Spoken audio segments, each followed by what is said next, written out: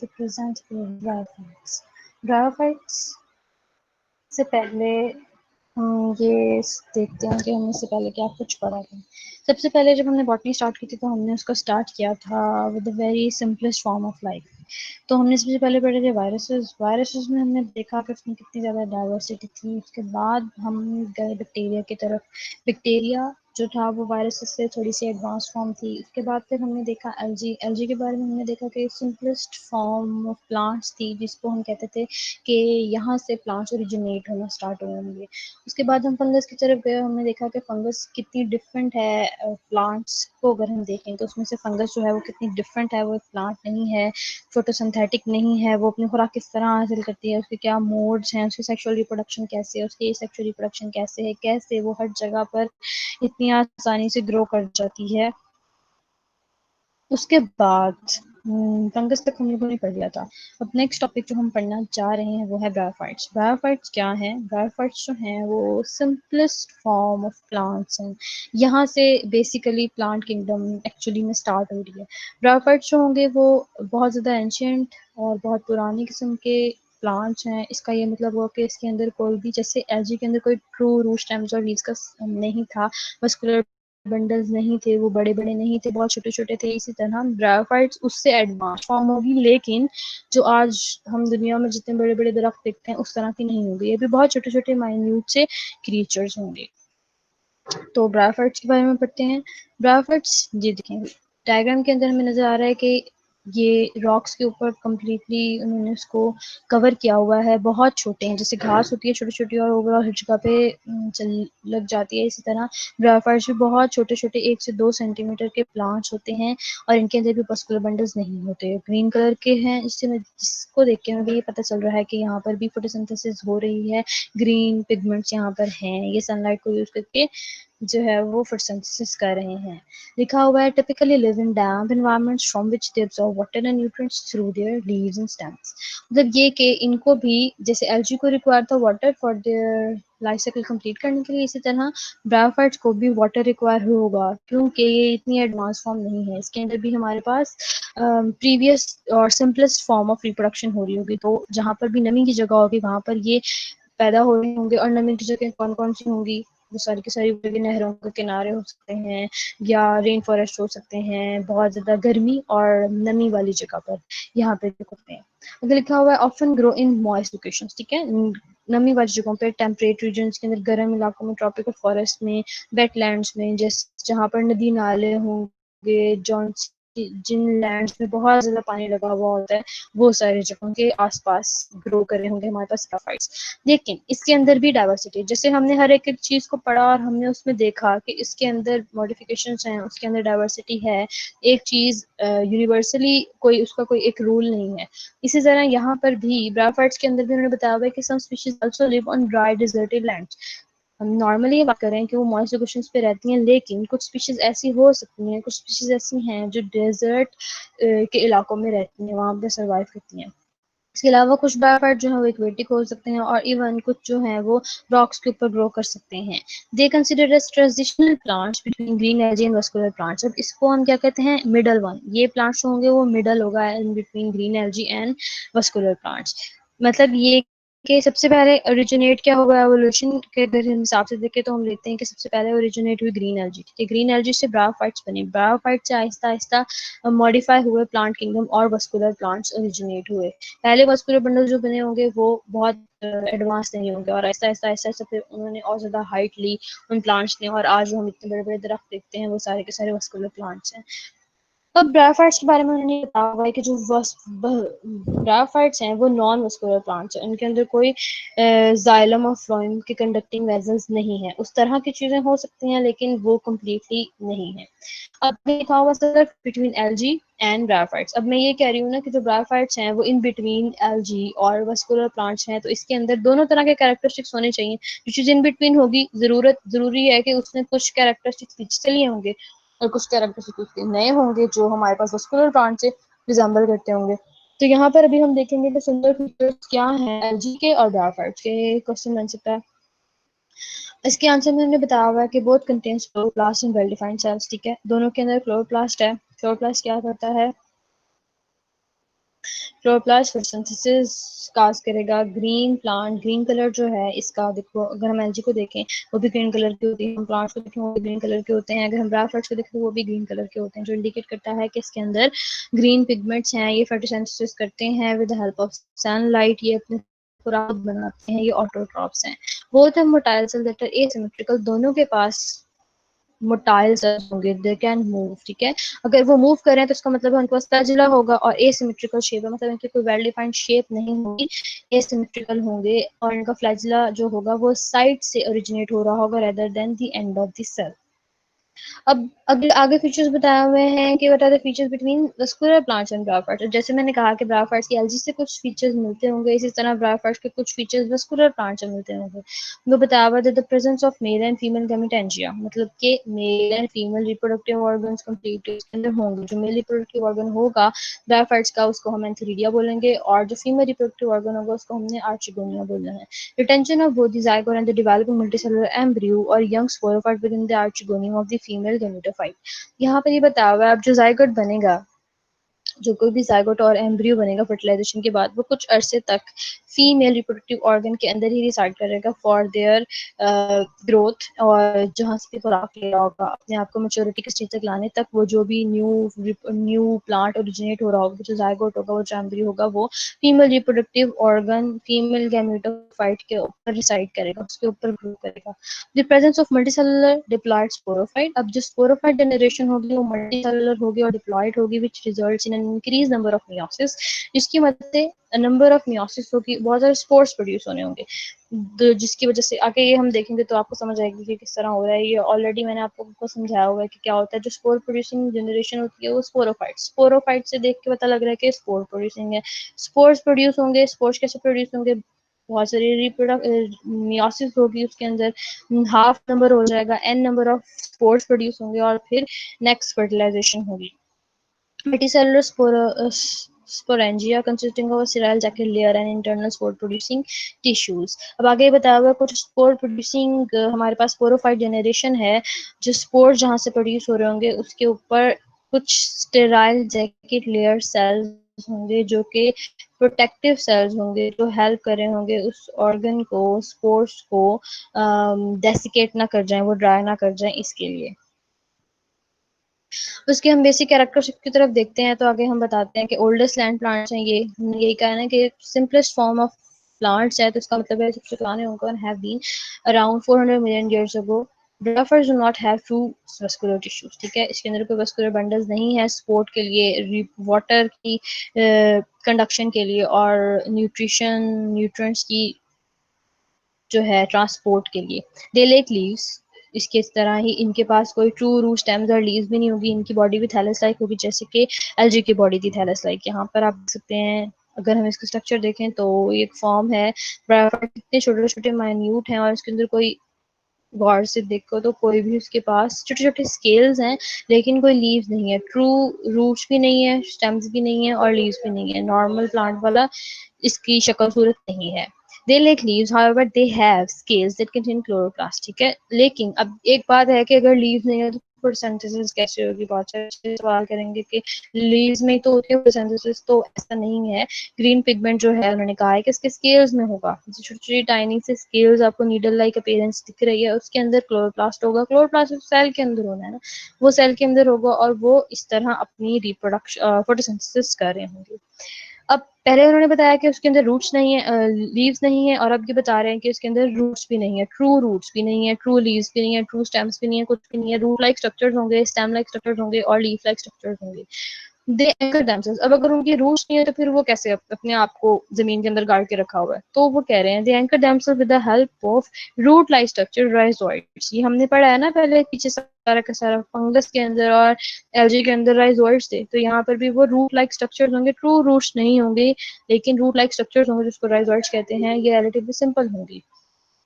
Sometimes multicellular filaments of thin walled cells, छोटे छोटे बहुत थिन वॉल के सेल्स होंगे, उसकी वॉल बहुत छोटी छोटी थिन होंगी, और मल्टीसेलुलर फिलामेंट्स होंगे। मल्टीसेलुलर फिलामेंट्स मतलब बहुत सारे फिलामेंट्स देखो ग्रो करें डिफरेंट जगहों से, उनके आगे से न्यू ग्रो करें, उनके आगे से न्यू ग्रो करें, इस तरह।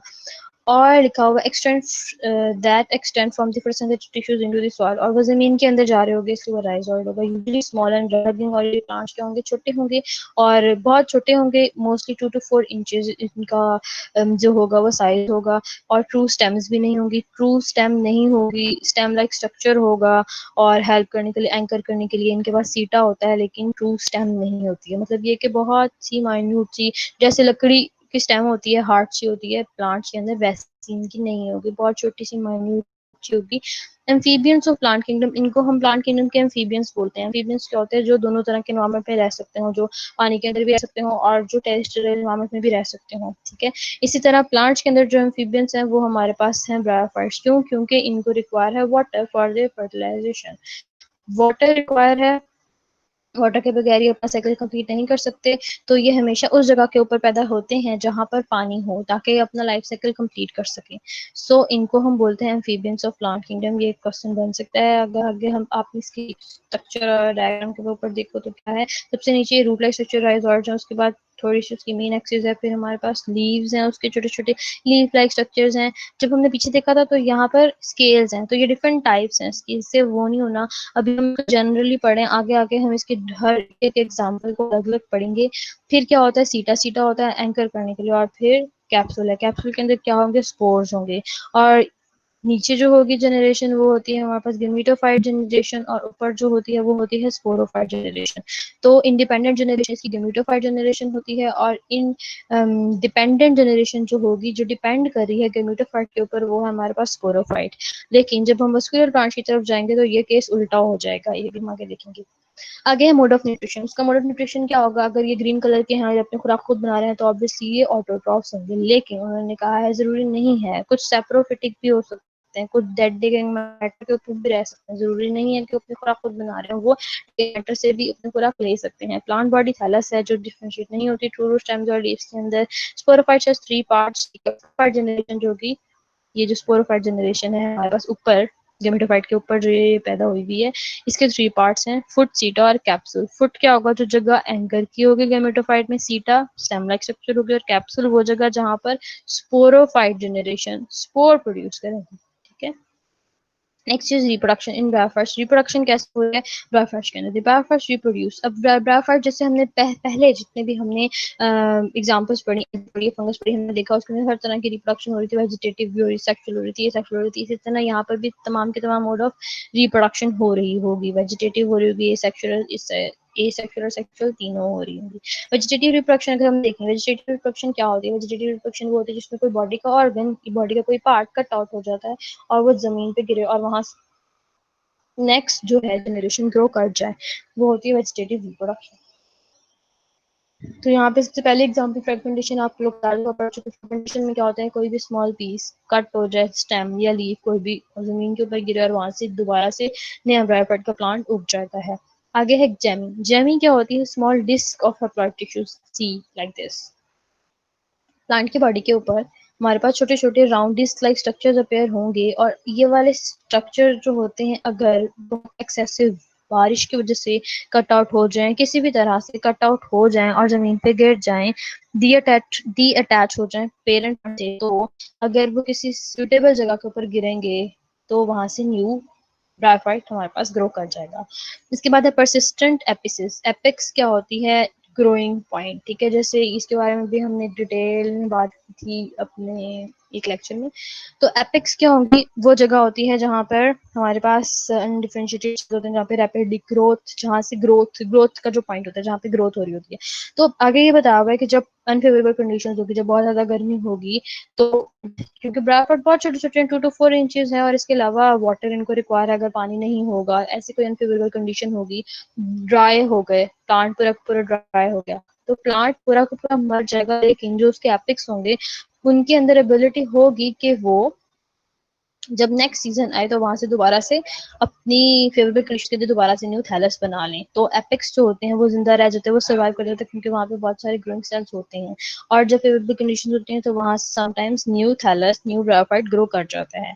ट्यूबर्स। ट्यूबर्स के बारे में अगर हम बात करें तो क्या होती हैं? ये बताया हुआ है सब टेरेनियन ब्रांचेस, जो नीचे की तरफ छोटी छोटी ब्रांचेस उगी हुई होंगी प्लांट के ऊपर, स्टेम वाली साइड के ऊपर ही, got swollen at their tips to form the underground tubers which contain starch and oil globules. अब ये ट्यूबर्स के बारे में जैसे हमने देखा था बैक्टीरिया के अंदर स्टोरेज ऑर्गन में उन्होंने इंक्लूजन बॉडीज थी और उसके अंदर ऑयल ड्रॉपलेट्स और स्टार्च वगैरह वो स्टोर कर रहे थे। क्लेमाइडोमोनास में भी हमने देखा जब हम देख रहे थे क्लेमाइडोमोनास को देखे थे तब भी हमने ये देखा था। इसी तरह ब्रायोफाइट्स के अंदर भी उन्होंने स्टोर करने के लिए ऑर्गन है जो ट्यूबर होते हैं, छोटी छोटी जगह जहां पर वो अपना स्टार्च और ऑयल ड्रॉपलेट्स एक्सेसिव अमाउंट में जो होता है वो स्टोर किया हुआ होता है, वो स्वेल हो जाती है जगह और वहां पे ट्यूबर्स बन जाते हैं। और अगर अनफेवरेबल कंडीशंस हो, पूरा का पूरा थैलस मर जाए लेकिन ट्यूबर्स जो है वो डोर्मेंट रह जाए क्योंकि ट्यूबर्स के अंदर स्टोर्ड मटेरियल है, ठीक है, और वो अनअफेक्टेड होते हैं, स्टोर कंडीशन है।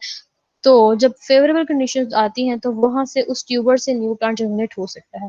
बल्बिल्स बल्बिल्स से भी हम कहते हैं कि न्यू प्लांट ग्रो कर सकता है। बल्बिल्स क्या होते हैं, छोटी छोटी रेस्टिंग बर्ड्स होती हैं राइजोइड्स के अंदर। राइजोइड्स क्या होंगे, नीचे स्टेम वाली जगह, स्टेम की जगह के ऊपर छोटे छोटे गोल गोल बर्ड्स अपीयर हो जाती हैं जो कि that are devoid of chlorophyll but full of starch. ये भी हमारे पास ऊपर जो ट्यूबर्स है वो हमारे पास स्टेम वाली जगह का ऊपर प्लांट की बॉडी जो सरफेस सॉइल से ऊपर है उसके अंदर ग्रो करे हैं ट्यूबर्स। बल्बिल जो है वो बॉडी के नीचे नीचे वाली अंडरग्राउंड जो होगा वो करे हैं। वहां पर जो स्टार्च जो होगा, स्टार्च ग्रैन्यूल्स बन रहे होंगे, छोटे छोटे गोल गोल स्ट्रक्चर्स, वो होंगे बल्बिल्स। और बल्बिल्स भी क्या करते हैं, जब फेवरेबल कंडीशंस आएंगे तो वहां पे छोटे से प्रोटोनीमा छोटा सा प्लांट अपेयर होगा और फिर वहां से पूरा का पूरा नेक्स्ट प्लांट ग्रो कर सकता है।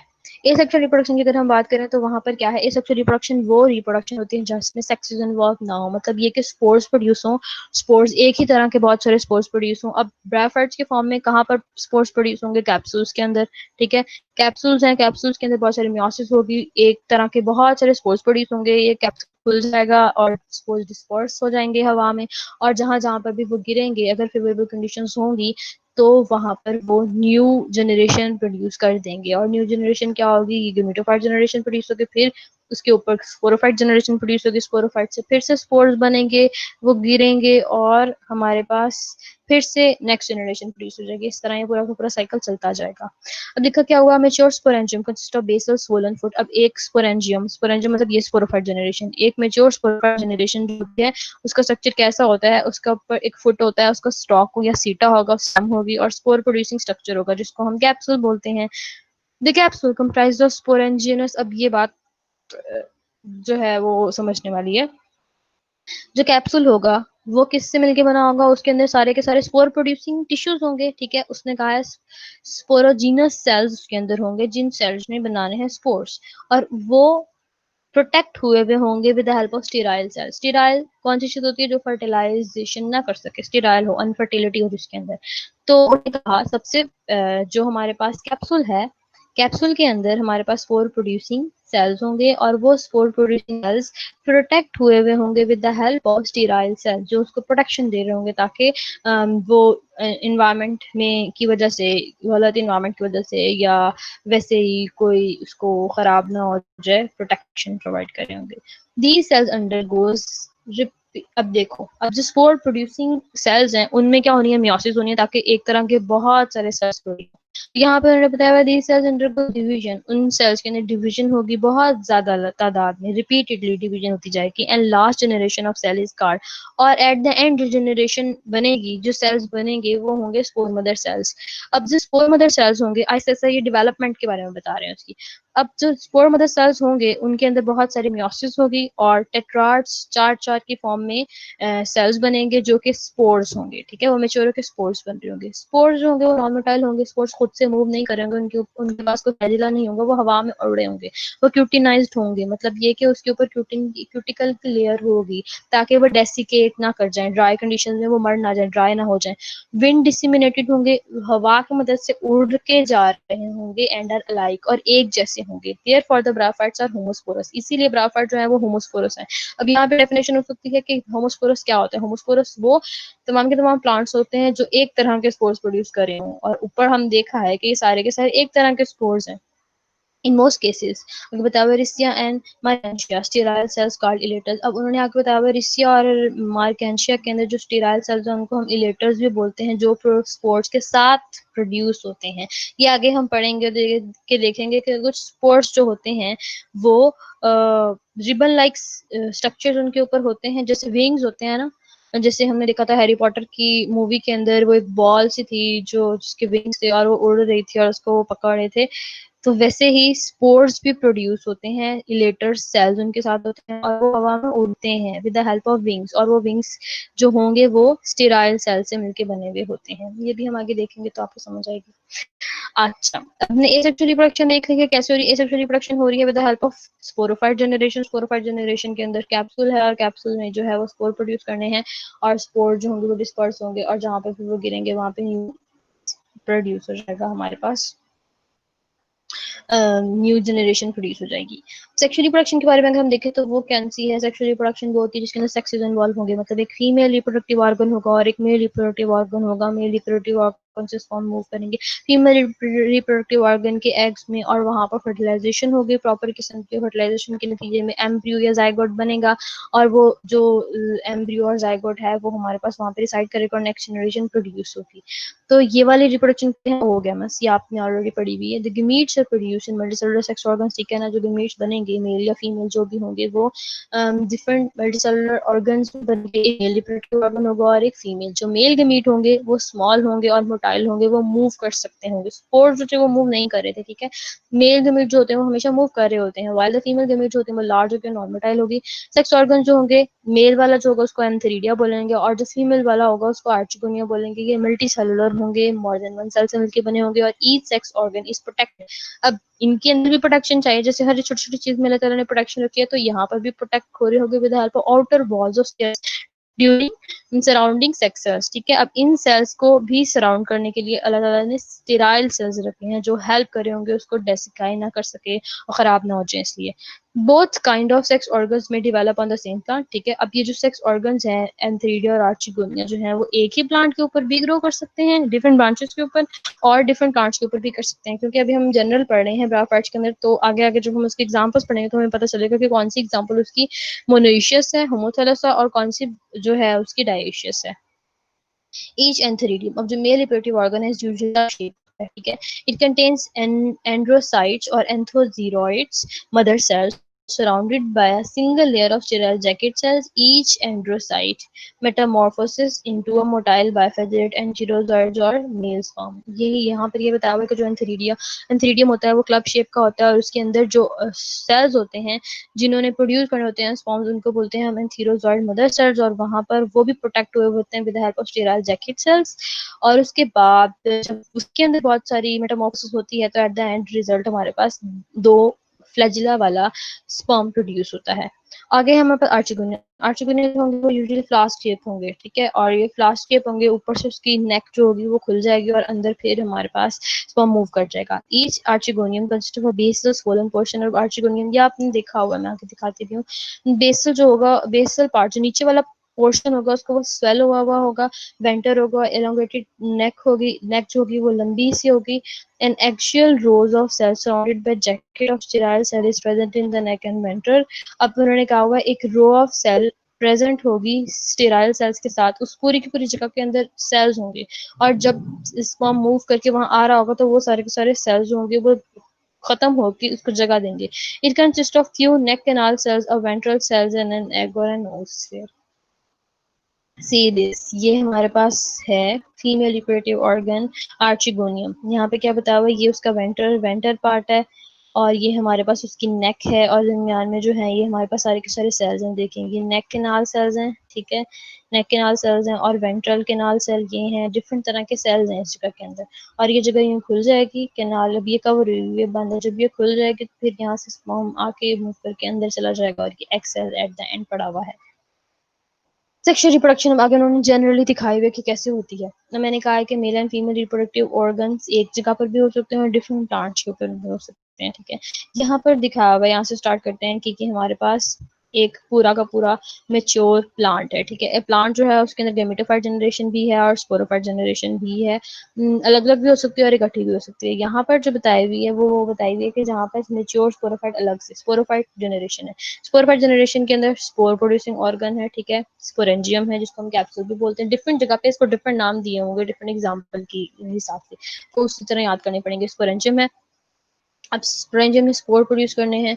ये जब मेच्योर होकर खुल जाएगा, ये अपर कोलम का ऊपर अपर पोर्शन होता है, जब खुल जाएगा तो बहुत सारे स्पोर्स डिस्पर्स होंगे। जब स्पोर्स हवा में डिस्पर्स चले जाएंगे और जहाँ पर भी उनको फेवरेबल कंडीशन मिलेगी वो वहाँ पर गिर जाएंगे, और गिरने के बाद छोटे छोटे अपने जो होगा छोटे छोटे सेल्स प्रोड्यूस करेंगे। वो छोटे सेल थोड़े और बड़े होंगे, जैसे छोटी सी कोम्पल खिलती है जब हम सीड डालते हैं, और छोटा सा एक पत्ता सा निकलता है और हमें नहीं पता होता कि अब उस पत्ते को देख के हम नहीं बता सकते कि ये वाला प्लांट किस चीज का। जैसे ही वो बड़ा होता है पता लगता है कि धनिया का पत्ता है या ये कौन सा पत्ता, उसकी शेप क्या है वो डिफरेंटली होती है। इसी तरह यहाँ पर भी छोटे छोटे से जो है हमारे पास प्लांट ओरिजिनेट होंगे, और उसके बाद जब ये बड़े हो जाएंगे तो फिर केमिटोफाइट जनरेशन यहाँ इनके ऊपर केमिटोफाइट जनरेशन प्रोड्यूस होगी। अब केमिटोफाइट जनरेशन मैंने कहा था इकट्ठी भी हो सकती है एक ही प्लांट के ऊपर और डिफरेंट भी हो सकती है। तो कहा हुआ है कि मेच्योर गेमेटोफाइट एक मेल रिप्रोडक्टिव ऑर्गन अलग बना हुआ है, फीमेल रिप्रोडक्टिव ऑर्गन अलग बना हुआ है। यहाँ पर होगा क्या, जो ये वाला जो है ये हमारे पास मेल रिप्रोडक्टिव ऑर्गन है और ये हमारे पास फीमेल रिप्रोडक्टिव ऑर्गन है। मेल रिप्रोडक्टिव ऑर्गन में जो सेल्स होंगे वो अंडरगोज करेंगे, यहाँ पे एंसिडिया बनाएंगे, और जो फीमेल रिप्रोडक्टिव ऑर्गन है वो एग बनाएगा, आर्चिगोनिया बनाएगा। एंथेरिडियम से स्पर्म मूव करके एग के ऊपर चले जाएंगे और हमारे पास फर्टिलाइजेशन हो जाएगी, एम्ब्रियो डेवलप हो जाएगा। एम्ब्रियो जब डेवलप हो जाएगा तो क्या होगा, नेक्स्ट जनरेशन प्रोड्यूस होगी जो हमारे पास होगी स्पोरोफाइट जनरेशन, और इस तरह ये साइकिल पूरा का पूरा चलता जाएगा। ओके अब लास्ट जो है वो यहाँ पे बताया फर्टिलाइजेशन। और फर्टिलाइजेशन के लिए वाटर एसेंशियल है। The jacket if mature antheridium ruptures liberating this forms, ठीक है। जैकेट जो होगी उन सेल्स के ऊपर लगी हुई थी, तो जब स्पर्म ने लिबरेट करना होगा, यहाँ पे हमने कहा था कि स्टेराइल सेल्स हैं बहुत सारे, ठीक है, और इसके अंदर नीचे स्पर्म प्रोड्यूस हो रहे होंगे, तो ये स्टेराइल सेल्स खत्म हो जाएंगे जब उसने मूव करना होगा। ये बताया हुआ the motile facilitated sperms swim into the film of the water and reach the neck of an archegonium. In the meantime, axial rows of the neck canals are disorganized. और जो नेक होगी फीमेल रिप्रोडक्टिव ऑर्गन की वो भी disorganise हो जाएगी ताकि जगह बन सके, ठीक है, और फिर वो ओपन हो जाएगी। Then antherozoid enter the neck and swim down to the egg. One of these sperms fertilizes the egg to produce the zygote.